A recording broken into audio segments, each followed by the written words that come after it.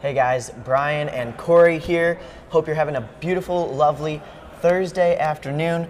I'm gonna do a little lunch talk here about the mile split 50 rankings. So, obviously we put these out on Tuesday. They come out bi-weekly on Tuesday, hopefully Tuesday morning, Tuesday afternoonish. Some big movers and shakers this week. The VA Showcase obviously had some huge implications to the rankings. Corey, let's start off with you here. What are some of the big movers and shakers on the girls' mile split 50 list this week? Well, I want to start first by saying, we only have 3 versions of this rankings yet, so I think a lot of things are still fluctuating. Yes, We're definitely trying to find the right places for the right athletes, so that's why you've seen a lot of big moves throughout the weeks. But the biggest for the girls' rankings is Athing Mu moving up to number 1. She's now the 3rd different number 1 athlete we've had on the mile split 50. And either of us, we all talked about this in our meetings every Monday about mile split 50, and she had a big weekend, all-time type of weekend. Junior class record in the 600, 128. In the 400, she beat Kayla Davis and ran a really good 400. Kept her number 1 ranking there in the 400, 52.5, I believe. So Athing is going to run in the 800 in February. I think she's really ready for a breakout junior season, and she deserves this number 1 spot.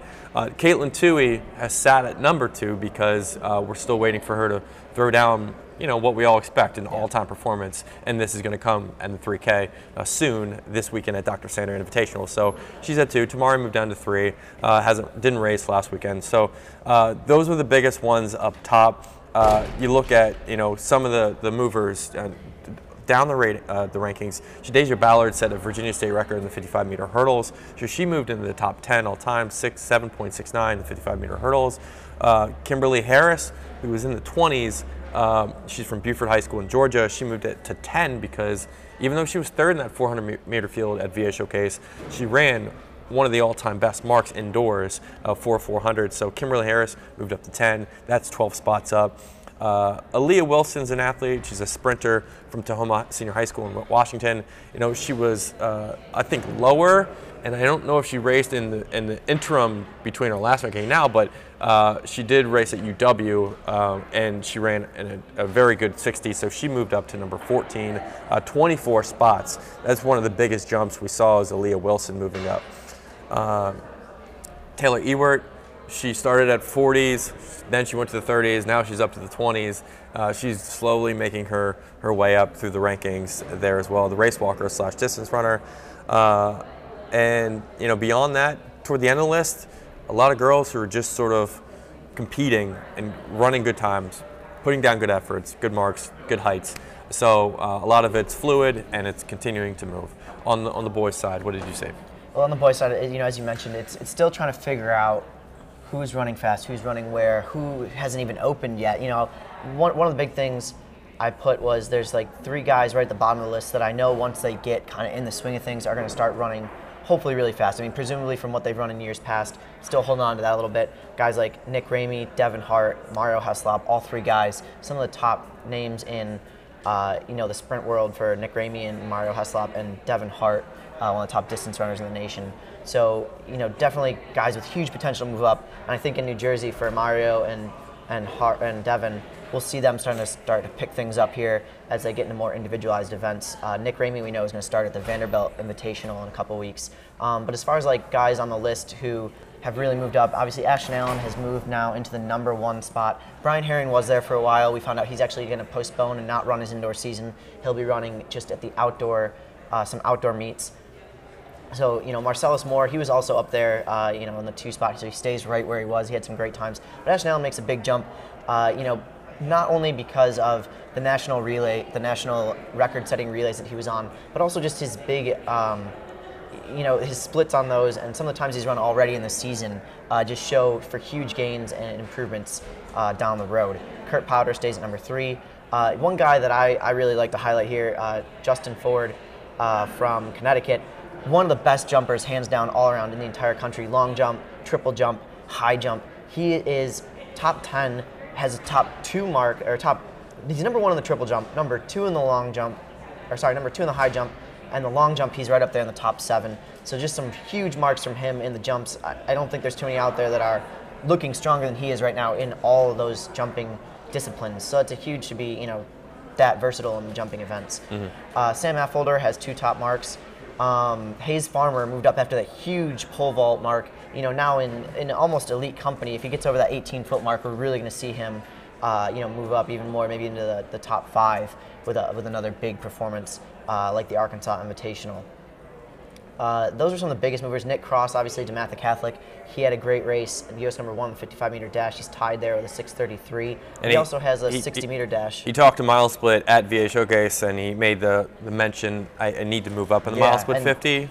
with a race like that, though, you got to respond and move the guy up. You have a good race, and he's also part of some solid relay teams as well with some big performances. Joshua Brockman, he makes another big jump. U.S. number 1, the 60 hurdles, 2. He was number 2 now. So, all kinds of moves there.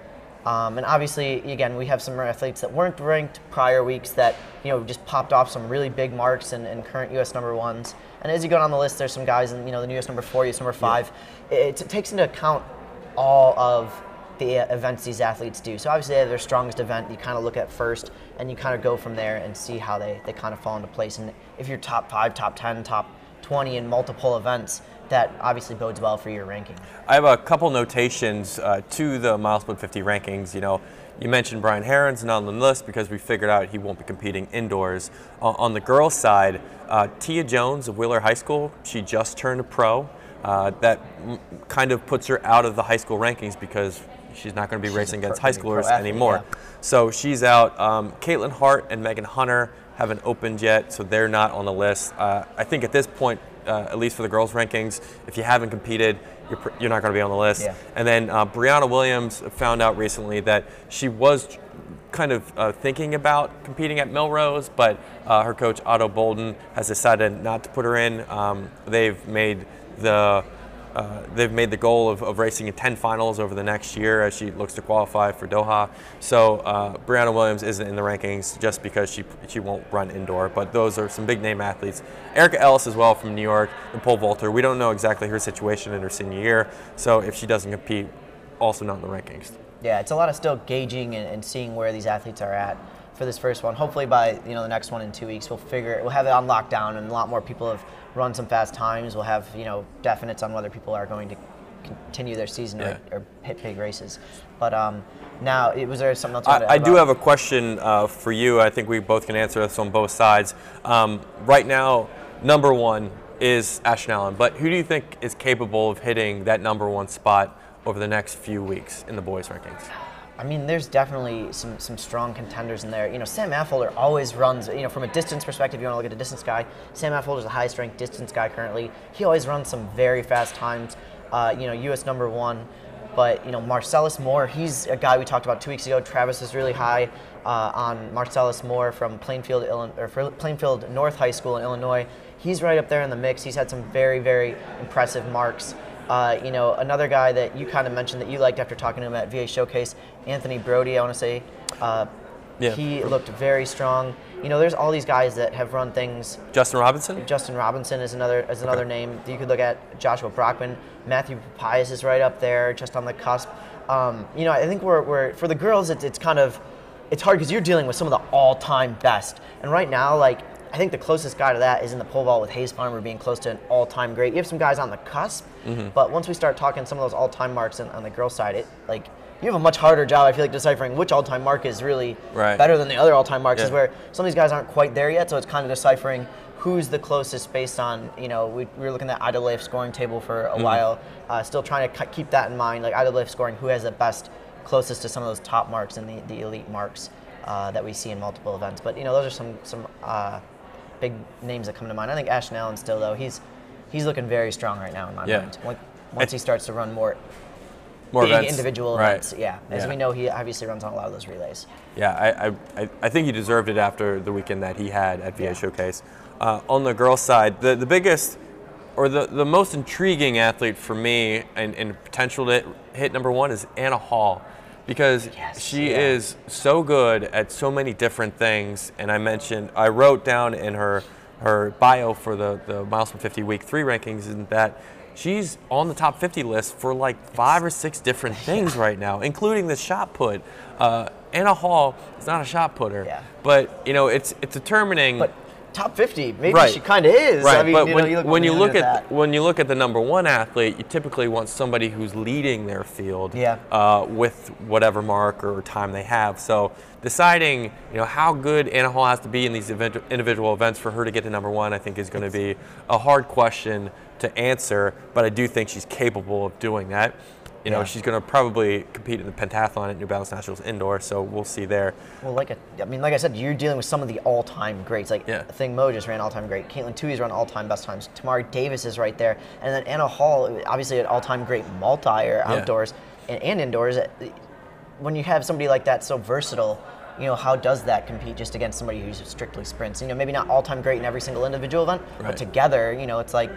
It's like Ashley Allen, the ultimate Superman, or Anna Hall, the ultimate Superwoman. We're trying to determine who's the most valuable, and when you look at someone like Anna Hall, she scores points everywhere, so she's very, very valuable. But I don't know. That's a question we're going to answer. I also think Kayla Davis, over time might do something remarkable, even as a freshman. So got to look out for Kayla Davis, who I believe went down to number 6. Number 5. She was at 3. She went to number 5. And go ahead. And you look at her. We touched on this during MileSplit Live earlier in the week as well. I think in my mind it's just an experience thing with her. Like once she gets more experience of those big races under her belt, we'll see her start to pop off some all-time great marks. She knows now what it's like to race. Some of these girls at the VA Showcase, it was just like dipping her toe in the water. And once she kind of gets fully in, we'll see her really, I think, come to fruition, like a Tamari Davis or Brianna Williams did at a young age. Yeah, but that's what I'm thinking for the ones. Awesome. So those are some of the things that we kind of want to discuss, but we know you guys have had some questions on social. So our boy Travis, he's behind the scenes running some things. He's going to throw us some questions that you guys have given us on social. So. That's right, Brian. For anyone watching live, we're taking questions live on social media, so feel free to comment. But we have a number of questions in. The first question here is actually from Theo Woods himself.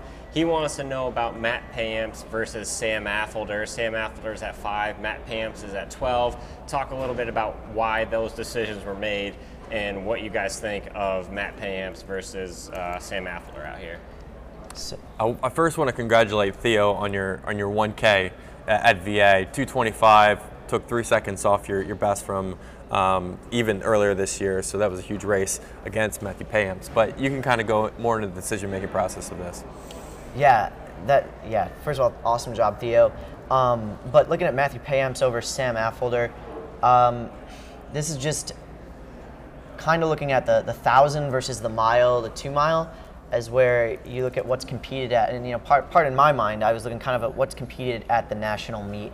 And the mile, the 2 mile are the events that are competed at the national meet. And right now, Sam Affolter having, the top, he's 1,600 meter time. But U.S. number 1 in the 2 mile is really big in my mind. The 1,000 is a great event, but it's not the one that's competed strictly at New Balance. And I understand it has implications for the 800 and implications for maybe the mile as well. And also when you look at things, it's tough because you have to encapsulate. So in the distance rankings, if you take out most of those guys, the only guy between Matthew Payamps and Sam Affolter is Shea Walbacher. So those are 3 of the top distance guys right now in the nation. But you obviously have to factor in the sprints and where some of those top sprinter guys rank. So that's why maybe he looks kind of low. But really, in distance minds, if you look at the 3 distance guys, he's the 3rd best distance guy on this list currently. I mean, I will say this: it's January, and Sam's at the top of the 2 mile rankings right now. But 9:11 is very good, but it's going to drop. It's going to get much better. And you look at Matthew Payamps' 8:31 3K. You know what it converts to at 2 miles?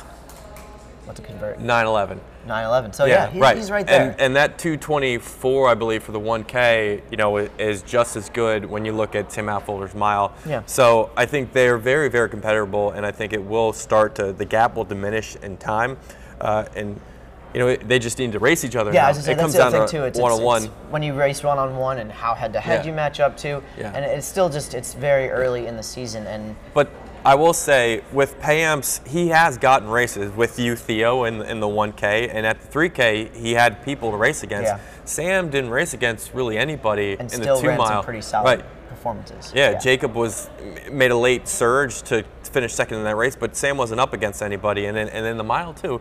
So Sam, once he's against somebody, I think his times will get much potential better. there is great. But Matthew Pams also has great potential as well. It's just seeing, people get into competition and really get going in some big races which we know are coming up down the road. Yeah.